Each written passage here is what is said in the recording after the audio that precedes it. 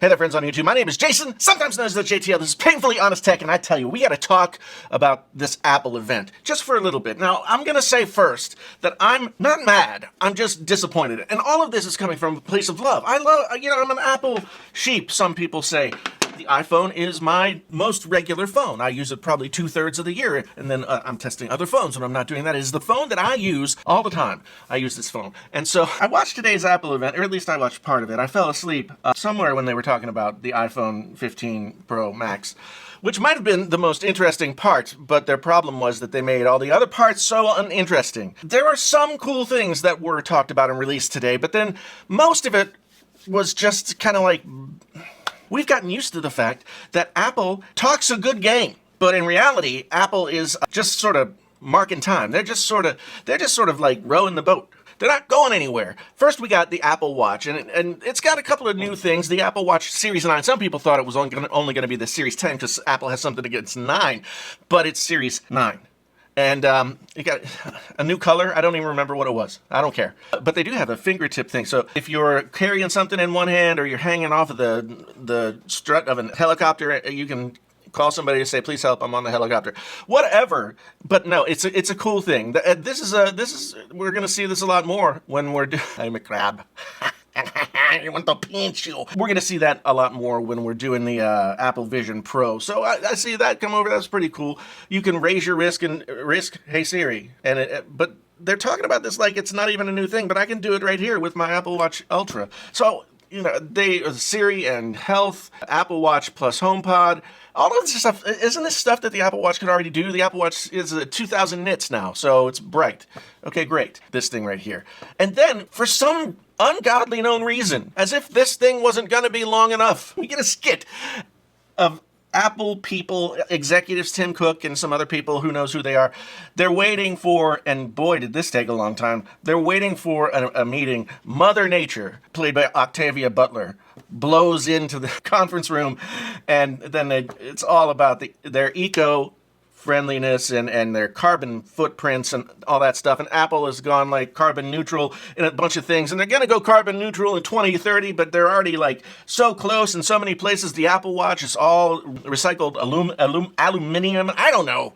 Anyway, the skit was boring, and I hope Octavia Butler got paid a buttload for doing that, because man, what are you doing over there? Because man, I think this is when I started to fall asleep, because it was like 10 minutes long.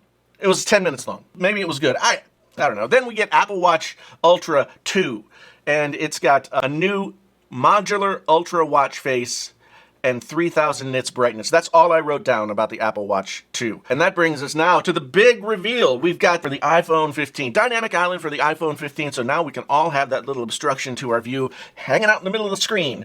Awesome. And Super Retina XDR OLED, like they just kind of threw that in. That's actually a good feature, but still 60 hertz. So 2,000 nits of brightness. They get the 48 megapixel camera that the Pro models had last year, but it bins down to 12. I'm not some kind of engineer. I don't know why, but it does. And so we get that. They said nothing about the action button. It was clearly visible right there. The action button was clearly visible, but they didn't say anything. Boring colors, all pastel except for black. And it sounds like it's a better iPhone regular model than the previous iPhone regular models, but it's got last year's A16 Bionic chip. And it's really six and one half dozen to the other, because the A16 Bionic is plenty powerful to do almost anything that the the iPhone could ever do. But be that as it may, they keep it one step behind the Pro models, to make you think that the Pro models are like going to be a big improvement, but they're not. They're not. They even call the new Pro models, the chip in there is the A17 Pro, whatever that means. At least they didn't give us the charts like they do with the MacBooks, where they try and say like, here's us up here against the most comparable PC, and it's like, what? Anyway. So yeah, it was not really all that. USBC and MagSafe improvements. USB-C is the big news, okay? And Apple's in a difficult place here, because they can't sort of go out gangbusters and be like, now we have USB-C, the best connector in the world, because everybody else has already had it, and even Apple has been using it in their freaking computers for freaking ever since 2016. On one side of the thing, Apple is doing the whole USB-C before anybody else is doing it on the computer side, but on the phone side, no USB-C until now. So, yeah, and I do believe that this USB-C is the USB-C 2.0, I believe, is what this is. What is it? You use wireless charging. That's what it's, yeah. The XDR OLED display, yeah. Then they moved on to the iPhone 15 Pro. Titanium case, that's what they led with. Titanium case. It's stronger than aluminum. Lightest Pro models ever, they say. Great. Thinnest borders. So that means bezels. Thinnest borders, which is fine. Which I will enjoy. I will not, you don't really enjoy that. I will appreciate that. But they say that because of the way that they made the titanium and all that kind of stuff, they've made it so that the glass back comes off more easily, so it's easier to repair. So all of you people out there who says Apple doesn't care about right to repair, right there it is. Easier to repair, they said it themselves, so you have to believe them. Action button. Finally, they get to the action button. And the action button is kind of cool, because not only does it take the place of the mute switch, but it still is programmed to mute. If you press it and like hold it, it will mute the phone. So you don't really lose anything there, but you can also have it launch shortcuts or, you know, all kinds of different stuff. I mean, you know, the stuff that Android could do a long time ago, that's what this button does now. So that's good. That's good. Press and hold, yeah, press and hold. Apple A17 Pro, which is 3 nanometers. And nobody really knows what that means, but it just means that it's like more efficient and it will drain the battery less and it's faster. But you won't notice it in everyday life. Then they got to the USB-C for the Pro models. And USB-C for the Pro models was thought to have been scheduled to get USB-C 4, Thunderbolt 4, which will give you 40 gigabits per second of transfer speeds. USB-C 3, not Thunderbolt, so 10 gigabits per second. Better than it had been, but if you're selling this at 2 terabytes and you're saying it's a Pro model and you don't give us the faster thing, I don't know, maybe they're holding that back for next year because clearly they didn't have much for this year. The graphics module and the SoC is going to do all kinds of ray tracing. And then I have here that's where I fell asleep. I did go back and look up what I missed, and I missed the camera stuff. They talked about the periscope lens, which now gives you like 5x optical zoom, which will be a lot better than the 3x that we've gotten before. And then there's digital zoom, but the optical zoom, the new levels of optical zoom is what really matters. They've improved some of the software. The portrait modes have been improved, and now, you know, shoot something and not do it in portrait and then do it portrait later, which I know some Android phones have already been able to do, but it's magical, okay? It's magical. And then they got the USB-C 3, which it says up to 20 times faster transfers. And let me ask you, they show a picture of the phone plugged into a computer. And down in the comments, just let me know. Do you ever plug your phone into your computer ever? When was the last time you did it? When you had to like update your phone by plugging it into the computer because you couldn't do it on the phone? iTunes? Was that when? I don't know. And then battery life, up to 23 hours of video playback on the iPhone 15 Pro. You got some emergency calls. Now you can get roadside assistance through AAA, which I guess means you probably have to pay AAA for a prescription, so whatever. Did I miss anything? Oh, yeah.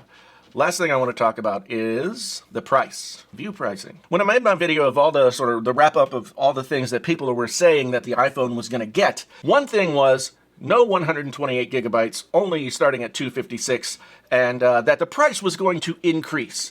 The iPhone Pro starts at $999 for 128, and the 15 Pro Max starts at $1199. That's $100 more. Somebody tried, and that's for 128. And so in the comments of that last video, somebody tried to tell me that it wasn't going to be a price hike because if they were starting at 256, we were just paying the difference of what it would have been going from 128 to 256. Well, I guess, but that halfway works now because we still have 128. One price went up, one price stayed the same. If this is, Apple, please, if this is all you're going to give us, then just put out a press release, update the website, make a little video, put it on YouTube. I don't know, but this, we didn't need to waste our day with this. I fell asleep halfway through the iPhone 15 Pro, and I really didn't wake up for the whole rest of it. So thank you for giving me a chance to catch up on some sleep, I guess, but do better. I know you can do better. I don't know what you're holding back for, but this is Not much of an upgrade. Are you thinking about upgrading? I've got my iPhone 12 Pro Max here that I've been using since the iPhone 12 Pro Max came out. I think the only iPhone that I would have updated to in the past 2 models and now 3 models is the iPhone 13 Pro Max, because they had a color that I really liked. The green color, I think they called it clover, but it really looked like army green. And I've got my Apple Watch wristband here. I think do they call this the action band? I've not gotten any action from it. There is too much. Let me sum up. So the iPhone 15 series, the Pro Max and the Pro and the 15 and the Plus, perfectly fine phones. Slightly better in some ways. If you've had your phone for a long time, you might want to go for the iPhone 15. I have the iPhone 12 Pro Max here. This is the phone that I've been using since the iPhone 12 Pro Max came out, except for reviewing the 13 and the 14 Pro Max and then keeping this. Why did I keep this? Well, it was paid for. And I just didn't feel like paying another, $1,000+ for those other phones. I did give the 14 Pro Max to my wife because she hadn't had a phone for a while. So this iPhone 15 lineup is kind of like dating your cousin. Your cousin might be really attractive, but it just isn't worth the effort. Okay? You get some good things here, but nothing that I think really necessitates an upgrade. Nothing that is like, pow, out of the park, never seen anything like it, must get this phone. Nothing in this lineup is that. They made everything sound really good, as Apple does, but nothing in here is all that great. So if you have an old phone, like 3+ years old, maybe you update. But if you have a phone, the 13 or 14, or even the 12, honestly, the experience is exactly the same without these additional doodads and bells and whistles that you won't use on a daily basis, that won't improve your daily experience with the phone. So, should you buy the iPhone 15? Are you going to pre-order? I don't know. It's definitely not a must-have. You tell me what you think down in the comments below. We'll have a boisterous discussion about it. Once again, thank you for being here. My name is Jason, sometimes known as the JTL, Painfully Honest Tech. Tech so honest it hurts. Tech so honest it hurts. Like and subscribe right down there. Check out the merch. Until next time, I'm out.